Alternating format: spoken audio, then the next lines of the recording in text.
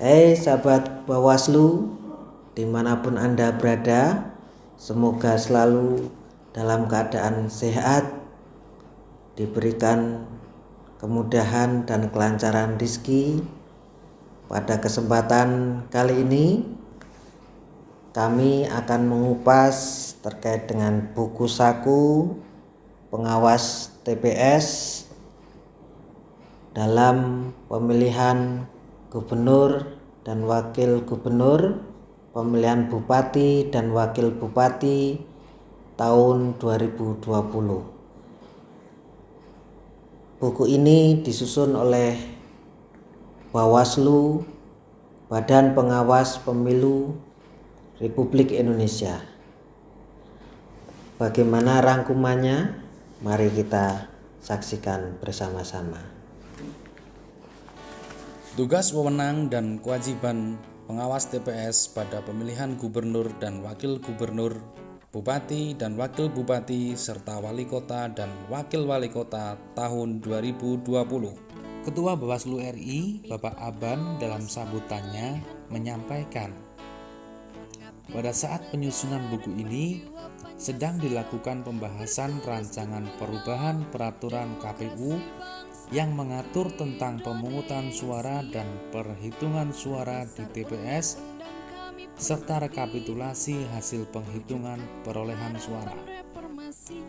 Salah satu muatan rencana perubahannya adalah penggunaan teknologi informasi dalam rekapitulasi hasil penghitungan perolehan suara. Jika perubahan dimaksud berdampak terhadap buku saku ini, maka selanjutnya akan disesuaikan. Semoga Tuhan Yang Maha Esa memberikan kesehatan dan kekuatan kepada kita semua, serta membimbing dan memudahkan kita untuk menjalankan tugas mulia ini. Ada beberapa dasar hukum yang terkait dengan terbentuknya pengawas TPS.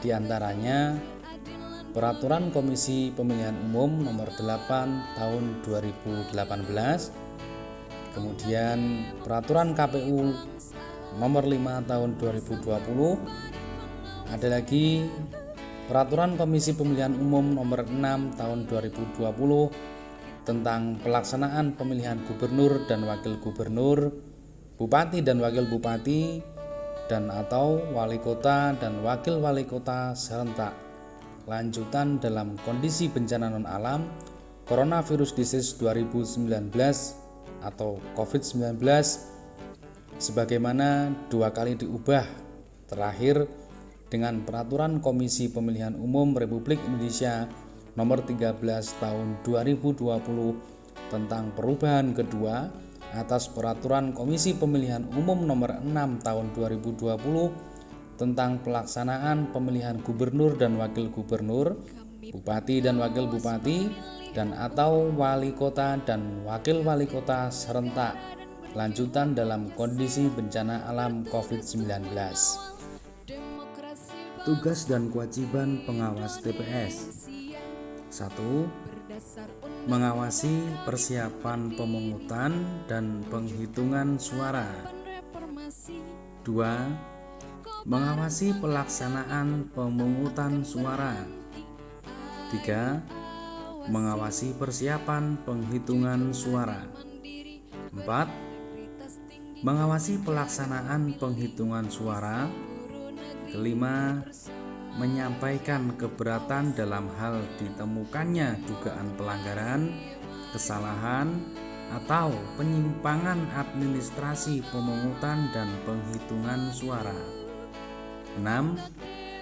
Menerima salinan berita acara dan sertifikat pemungutan dan penghitungan suara.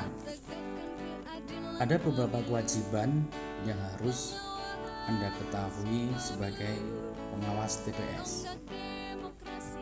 Di antaranya menyampaikan laporan hasil pengawasan pemungutan dan penghitungan suara, menyampaikan laporan dugaan pelanggaran pidana pemilihan yang terjadi di TPS kepada Panwaslu Kecamatan melalui PKD, menyampaikan dokumen hasil pemungutan dan penghitungan suara kepada PKD dan melaksanakan kewajiban lain yang diperintahkan oleh ketentuan peraturan perundang-undangan. Pengawas TPS dilarang mempengaruhi dan mengintimidasi pemilih dalam menentukan pilihannya. Kemudian, dilarang melihat pemilih mencoblos surat suara di dalam bilik suara. Kemudian, dilarang mengerjakan atau membantu mempersiapkan perlengkapan pemungutan dan penghitungan suara, serta mengisi formulir pemungutan dan penghitungan hasil suara. Selanjutnya, mengganggu kerja KPPS dalam melaksanakan tugas dan wewenangnya. Selanjutnya, dilarang mengganggu pelaksanaan pemungutan dan penghitungan suara.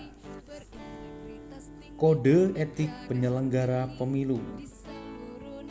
Ada sejumlah ketentuan peraturan di KPP nomor 2 tahun 2017 yang perlu diperhatikan bersama. Di antaranya, 1. Tidak netral atau memihak partai politik, calon, pasangan calon, atau peserta pemilu. 2. Komunikasi yang bersifat partisan dengan peserta pemilu, tim kampanye atau pemilih. 3. Mengeluarkan pendapat atau pernyataan yang bersifat partisan atas masalah atau isu dalam proses pemilu. 3.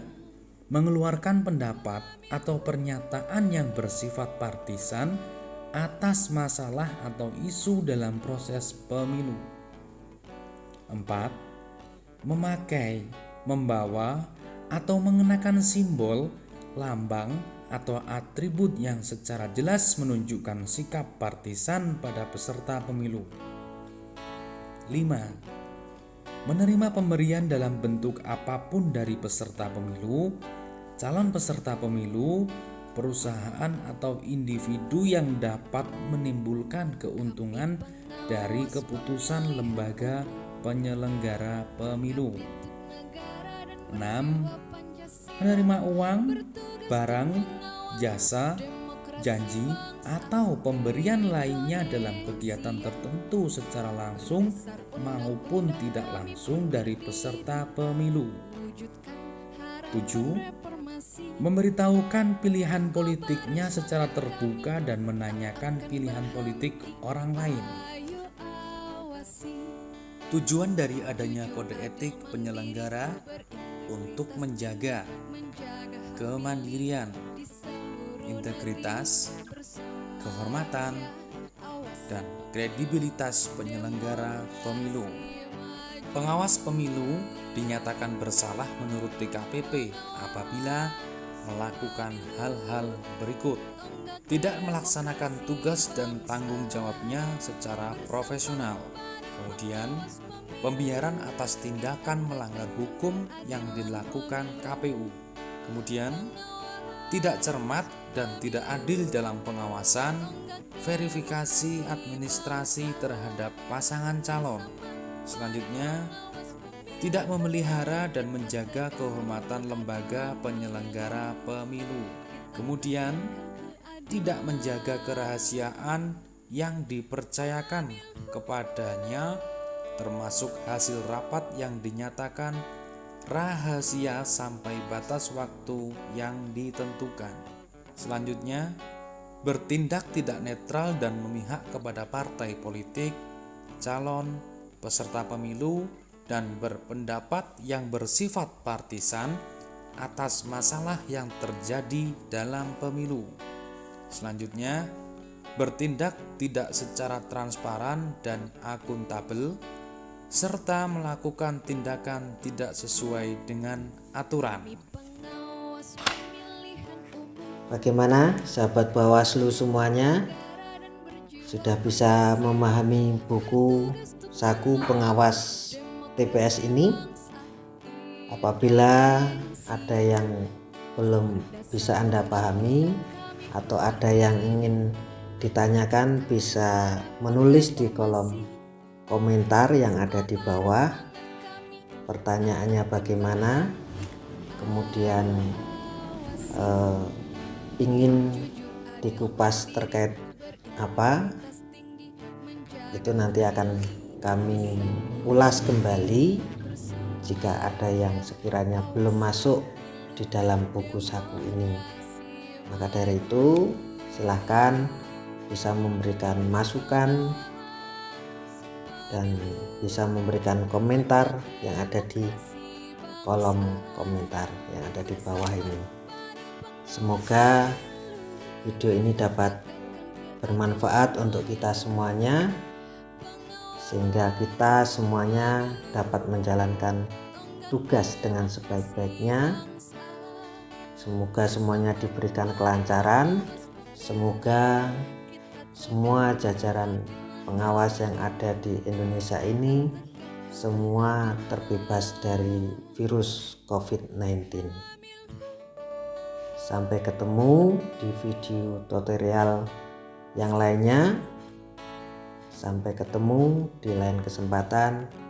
Salam awas.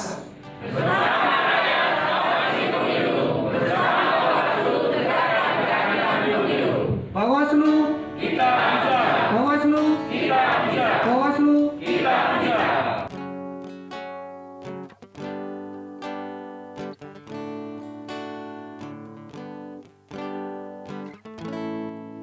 Kami pengawas